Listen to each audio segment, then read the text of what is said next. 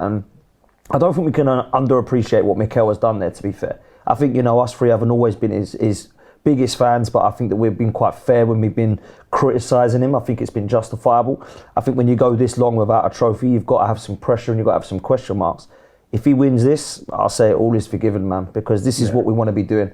The pressure has to be on to win these trophies. This is where we should be. I hear you use the word forgiven. In my opinion, it's not even... With Mikel, all three of us here have gone through different waves over time. But I feel like all three of us have given credit when credit has been deserved. Maybe at different levels or different standards deserving of that credit. But the way I look at it is it's about the trophy now, because everything else you can make sense of it. You can make sense of maybe the time it's taken. What I can't make sense of is when you're given opportunities, you have to take them. In the Premier League, I'd say 22-23, a massive opportunity. We failed to take it. 23-24, not so much as big an opportunity as that season, because we done what we pretty much needed to do aside from in one 90-minute game where we effed it up. But there's an opportunity here in the Champions League. And really and truly, it will be one of the greatest seasons of all time.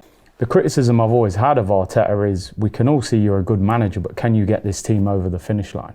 Apart from the FA Cup, which was within the first 6 months, he hasn't been able to do that. And I think if you're finishing second 3 years in a row, you should be nicking trophies here and there, an FA Cup, a Carabao Cup, But if it's the biggest one, then you've sort of skipped all of that and gone straight to the top. Because if Arteta wins the Champions League, all of a sudden you're putting him in the top bracket of managers.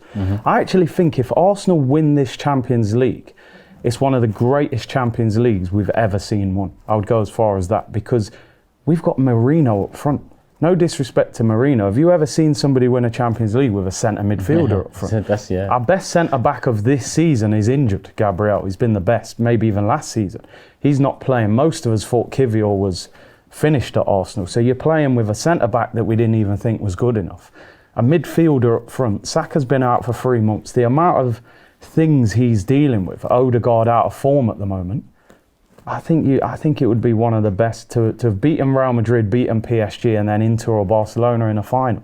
When you look at the managers as well, Ancelotti, Luis Enrique, then you've got to do Flick or Inzaghi in a final. So